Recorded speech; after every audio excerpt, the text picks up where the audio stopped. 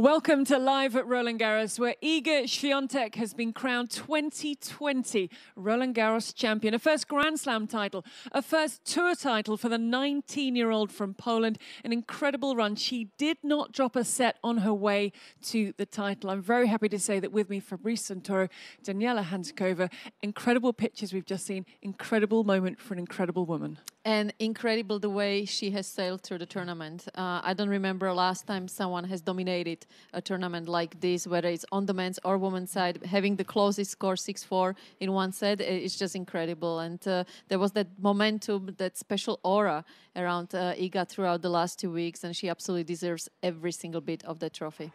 Fabrice, we were talking about the games she has lost, and it didn't take long to add them up because she hasn't lost a lot of games. No, she was never in trouble for 2 weeks. She lost 28 games in 7 matches, which is average 4 games per match. And she's very, amazing during 2 weeks. A new champion is born, clearly.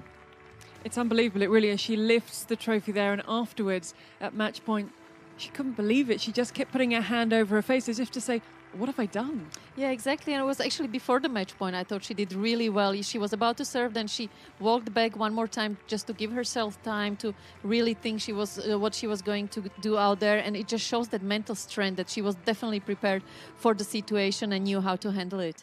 What a moment for her, Fabrice, standing up there on that plinth with that trophy. You can't imagine 1 second you will lift the trophy when you arrive in Roland-Garros 2 weeks earlier, number 54 in the world. You have no chance at all. I mean, you think you have almost no chance, and 2 weeks later, you are there.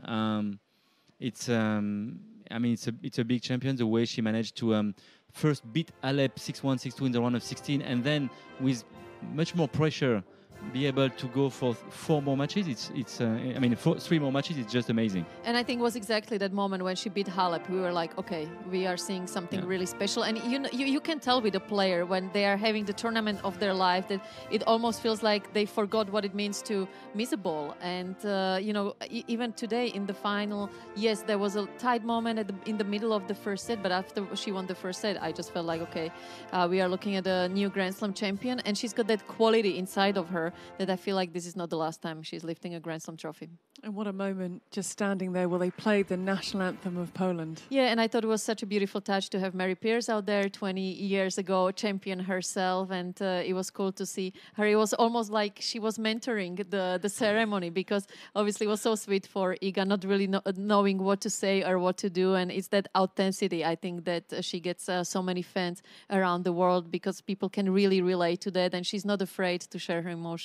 I think that's the other thing, Fabrice. She hasn't won a title before. She's not used to standing up in front of however many millions watching, making speeches. Well, going from almost nothing to everything. So it's a big change. It's a new life is starting for Iga now. She's going to have a lot of attention. She will get her phone back in the next few hours, I guess. And she will see that a new life just start for her. How many messages do you think she must be having out there? Explode, isn't it? It'll say mailbox full. No one else can leave a message. It's just going to go crazy. And she needs a few days off, I think, to deal with it. Let's take a look at the story of the game. And a big question was, Daniela, to both of these players, despite the fact that Kenin is a Grand Slam champion, how would they settle into this final here in Roland-Garros? Yeah, obviously, Sofia being in this situation already before, this is where we thought she would have the advantage. On the other side, Iga never playing a final of any tournament. But I have to say, in a way, it's not a bad situation to be. I remember when I made it to the Indian Wells finals, everyone thought, well, I was never in the final, so I don't have that experience. But you have also no pressure. So you can really swing out there, be completely free. And this was the most important moment of the match, where you can't really tell still who's got the momentum, but you just knew that Świątek was the one being more proactive. She was trying to do much more with the ball out there, really dictating most of the rallies, and that's why that first set was so crucial.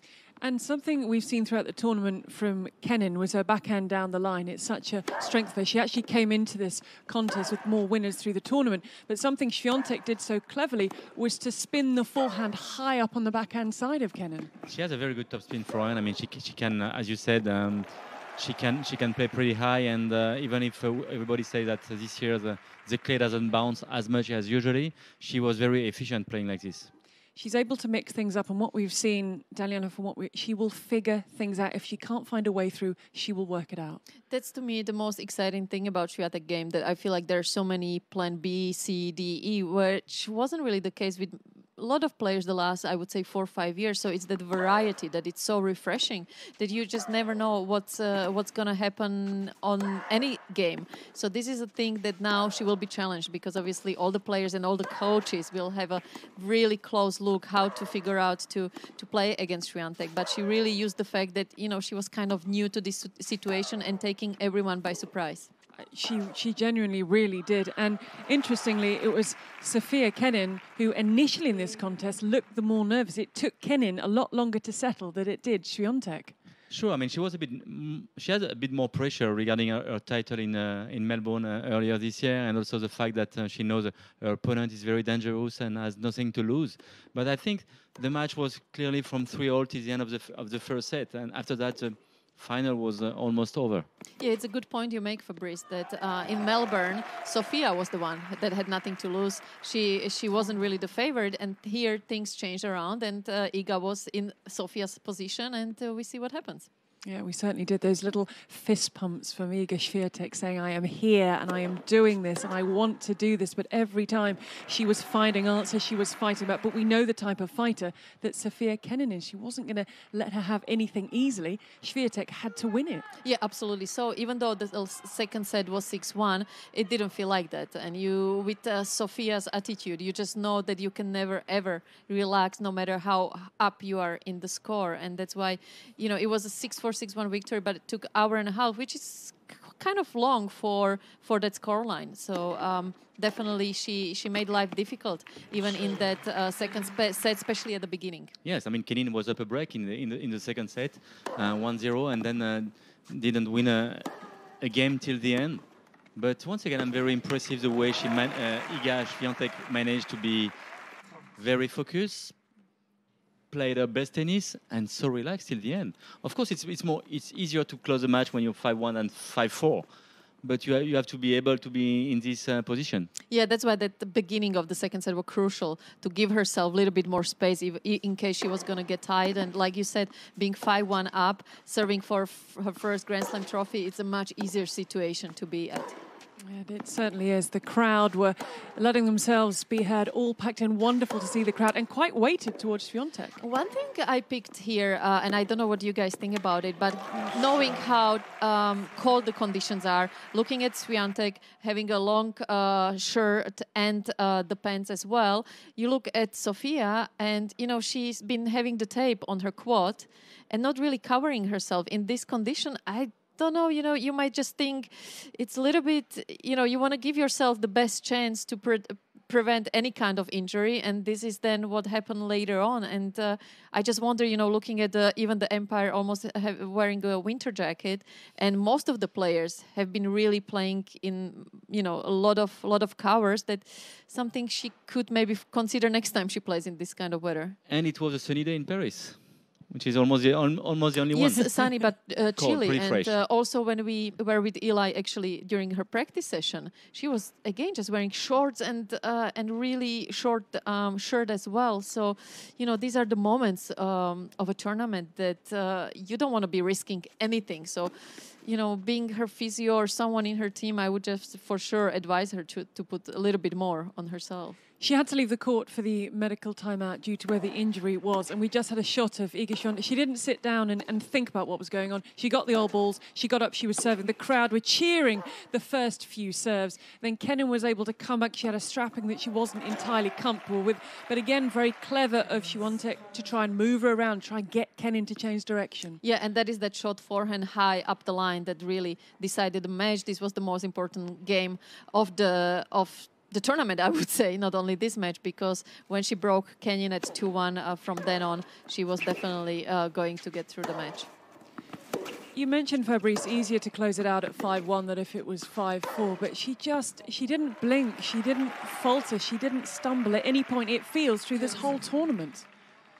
When she served for the match, and especially on the I would say the first match point, which is actually the only match point she played, she didn't. I couldn't see any difference on her face. I mean, she was very very relaxed, very comfortable. And look, she played one deep forehand and boom, one cross court and the match is over. I mean, nothing special. It's just another point like all the other ones for her.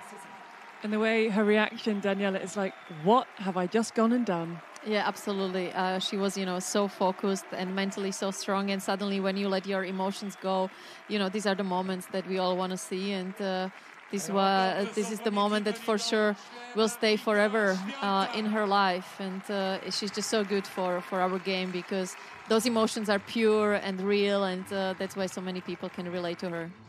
She will be the new world number 17 on Monday, coming in Fabrice at 54. Big move, but it's just a step in her career. She will go probably very, very soon top 10 and top 5 and maybe at the top. I definitely think Iga has what it takes to be number one in the world. She's a full, complete player. There are literally no weaknesses. And to me, it's that match that she played against the number one seed, Simona Halep, that showed us all where her game is. It really did. And then she was able to back up that victory over Simona Halep. And she just continued as if every match was exactly the same. The pressure didn't increase. It was quite incredible how composed and mature she's been through this tournament. Yeah, it's that mental strength that she has shown us that she played every single match, every single set, game, point the same way, that you would not be able to tell what the score is, who the opponent was. And when I interviewed her on court after her semi-final, she said, when I walk on the court today, I didn't want to talk. I didn't want to think about the semi-final. I just said it's the first round. I have to enjoy the moment. I have to try to play my best tennis, and I don't want to think about how important is this match. And but one question for you, Daniela. She played the tournament in front of 1,000 people. Especially the final. In the next few weeks and months, she will see much more people around her.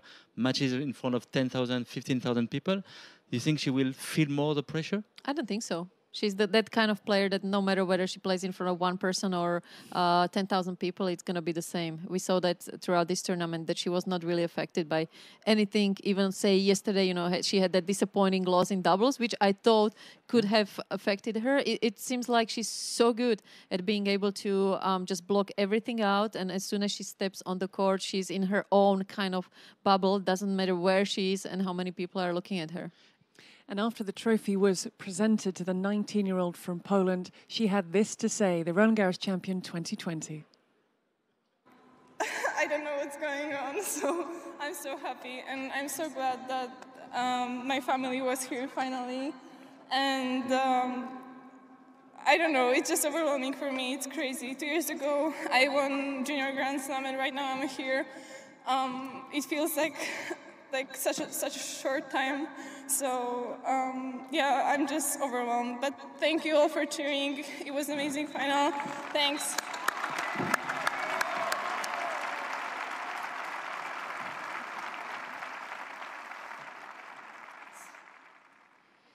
Lovely words from Iga Świątek. I think she's going to have to get used to making speeches. Now, we love to bring you reaction to the action, and who better to start with than the lady who was out there on court, part of this ceremony, speaking to Eli, Mary Pierce. You just gave the trophy right on court. Yes. Tell us what were your feelings to be out there and to give the trophy to such a great, fresh champion? Yes, it's always an honor and a special feeling for me to be back on my favorite court in the whole world, the Philippe Chatrier. I have so many great memories, and it's just really a pleasure. And like I said, an honor and a privilege for me to be able to give the women's winner, champion of Roland-Garros this year, Roland-Garros 2020, to remember and celebrate also my 20 years of my victory here. It's always a special moment for me being back out on the court. It's a great feeling. I just want to say you don't look a day older than 20 years ago. You look great. Thank you. What do you think about Iga? What is your feeling about this girl who's just like a wave of fresh air? Yes, exactly. Iga is really just a breath of fresh air, and I'm just really happy for her. She's very sweet, very kind, funny, simple, natural. She's really just herself. She's very comfortable, actually, with, being on the center court, and really surprised me these 2 weeks. I was shocked when she beat Simona Halep and how she handled, finishing that match off. She looks like she didn't really get tired or get nervous to finish it off at the end, which is usually the most difficult moments. And she kept doing it match after match here at Roland-Garros. And even in the finals today, there were a few moments where you could see she was maybe getting a little bit tight. But she handled it really well, and her game is great. It's a very complete game. She does everything really well, and I like the fact that she also comes to the net, finishes the points off, not afraid to come forward. So, yeah, I really like her a lot. And if she's able to produce this type of tennis going ahead in the future, I think we'll see a lot of great things from her. A word on Sofia, who seemed to be more under pressure. As she's maybe with more experience, and yet it seemed like she had the pressure.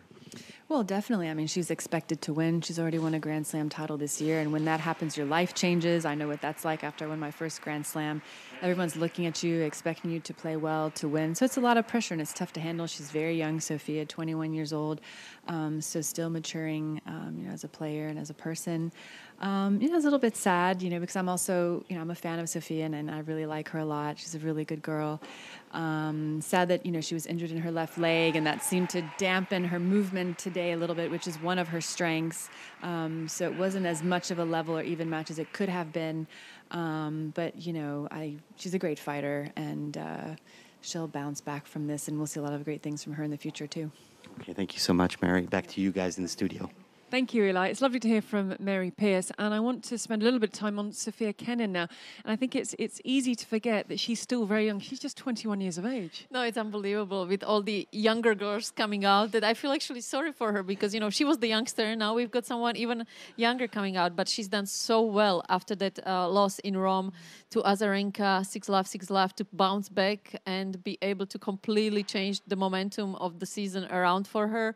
It's unbelievable. Today, I think there was a little bit of sign of that, she was suddenly the favorite in a Grand Slam final, which is, again, at 21, to talk about being a favorite in slams just shows, how much she has improved as a player over the last couple of months. And it's all these different things that she has had to deal with, although slightly different in the year we've had that there weren't many tournaments. So some people were like, oh, yeah, Australian Open, that happened a long time ago. Long time ago with just a few tournaments in between, and losing 6-love in Rome and be able to go in a Grand Slam final a few days later is just...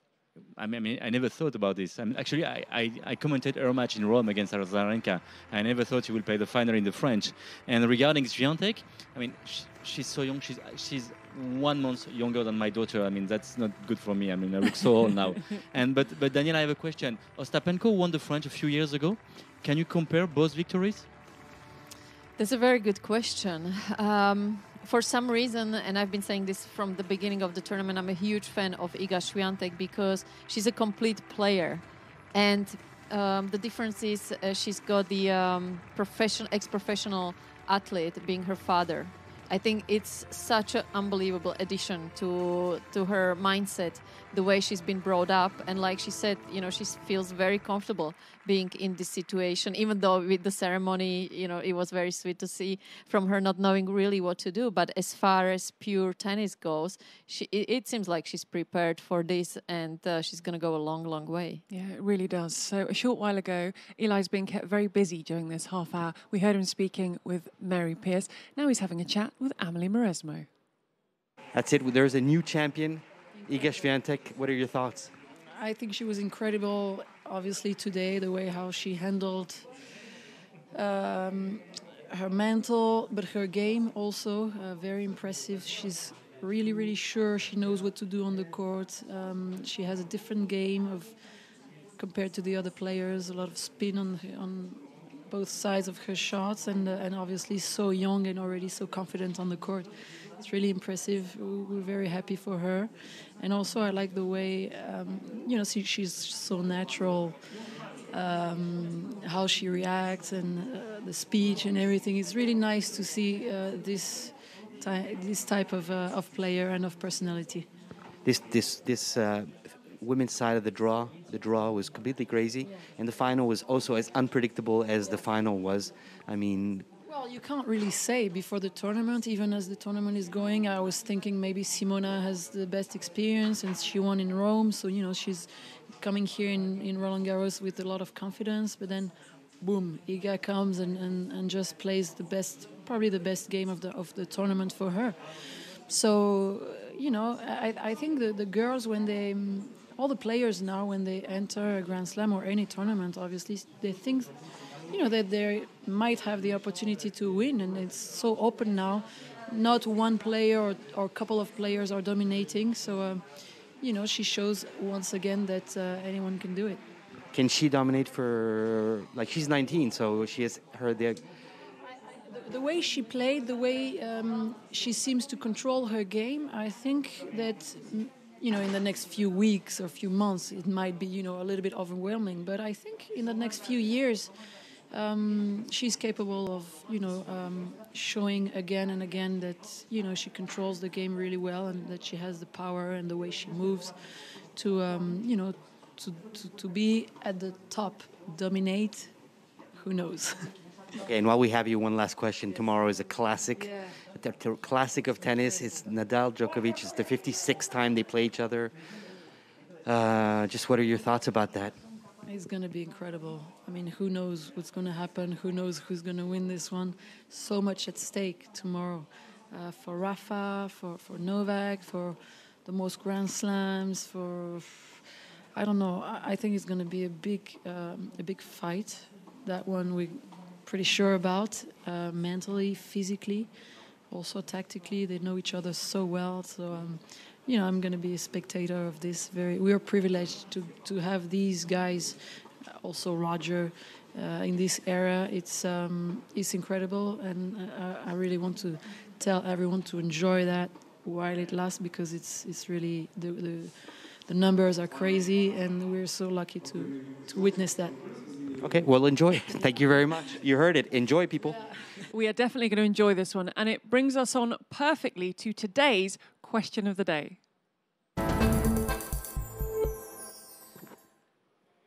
It's very, very simple. Rafa Nadal or Novak Djokovic? Fabrice, Daniela, who wants to go forward by stating their case? So it's ladies first. Ladies first.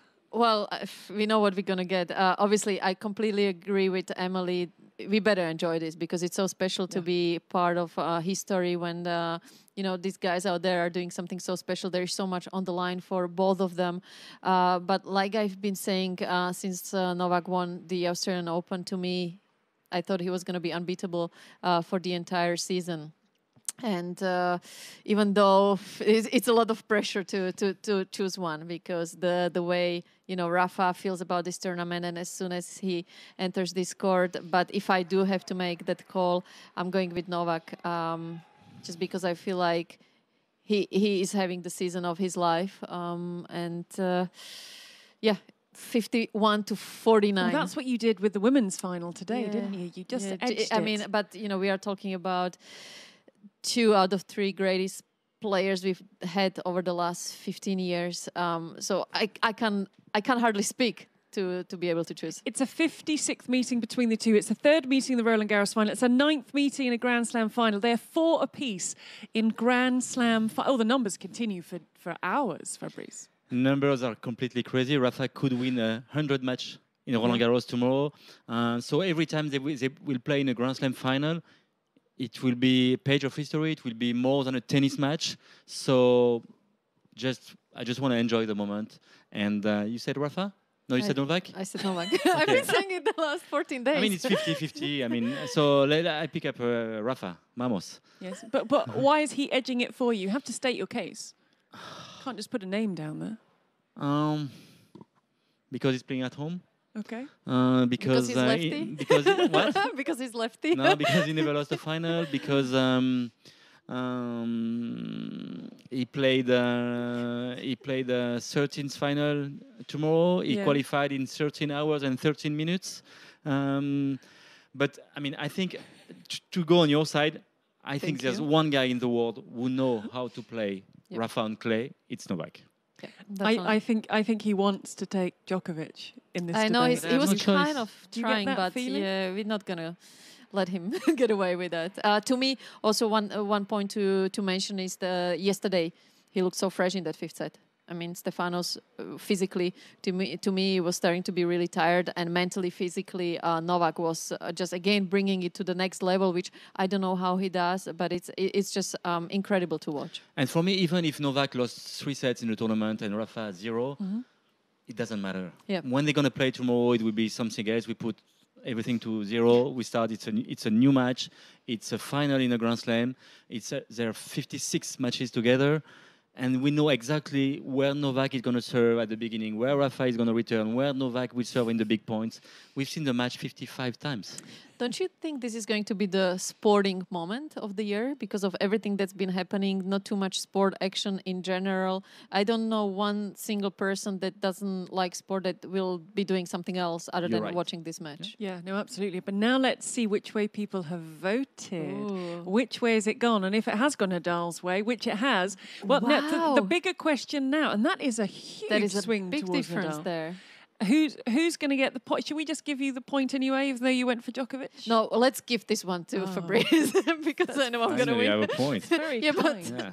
Are you quite surprised at the difference between the two in the voting? Yeah, it's very surprised. Yeah, that For me, it's 51-49 maximum. Yeah, totally. Ooh, Wow. That's a big gap. Right. Well, if you feel different, just get in touch with us via the Roland-Garros social media channels. More reaction to come from today's final that saw Iga Świątek being crowned the Roland-Garros champion. And we've just got Grand Slam champions coming out of our ears. We've heard from Mary Pierce. We've heard from Amelie Mauresmo. Now we can join Eli with Justine Henin. Justine, thank you very much. Very briefly, you just witnessed the women's finals. Your thoughts? Well, I was amazed by the way she could deal with the situation. Iga was just fantastic to see her being able to play her game with no complex. And she went for it. She deserves it. Not losing any set in this tournament. It's a new, I think, young champion that we could see on the court today. You think she can confirm in the future more than, for example, not do an Ostapenko or have trouble to deal with such a huge result so quickly and so early? Yeah, so we had so many different Grand Slam winners in the past few years. She explained that after the match, and the players, they see more possibilities now. That's why a lot of players now push the top players and disturb them a lot. So confirmation is another thing. We are pretty confident that with the game she has, if she stays with her feet on the ground, which it looks like she has a great personality, we love it. She was fresh, and she brings something for sure to the circuit. So I think that she will be able to confirm, yeah. And chances are she's going to be rooting for Rafa tomorrow, I think, no? I think so, yeah. It looks like she's going to have a good evening today and a good final tomorrow too, yeah. Okay, thank you. You too. Thank you very much. I bet she can have some wonderful celebrations. Now, it was a day of finals here at Roland-Garros, so let's take you through who did what, where and when. And we start with the junior boys final. This saw Dominic Steven Stricker beat his countryman, Leandro Redi. Now, it was an all-Swiss affair, and he was actually the lower ranked of the two, Stricker, coming in as the 7th seed. But you can see they're a comfortable 6-2, 6-4 win. Next up on the winners' podium, looking very happy there, with his trophy and a big smile on his face. It was a home win for Elsa Jacquemot, the French player. Now, she did go down a set initially. She was up against Alina Sharaeva. She's the 3rd seed, the French player, but she would come through in 3 sets. So a wonderful moment for her at her home Grand Slam in the juniors to be lifting up the trophy. Then let's head into the doubles action for the juniors. And Dominic Steven Stricker was in action again. And what a day it's turned out to be for the Swiss player. This time he teamed up with an Italian.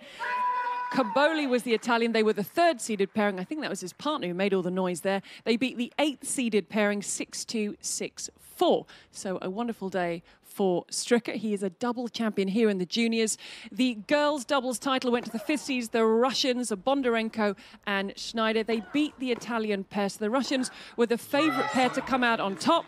There is the scream. It is a scream of delight. They have their flowers, they have their trophy, they have their doubles title.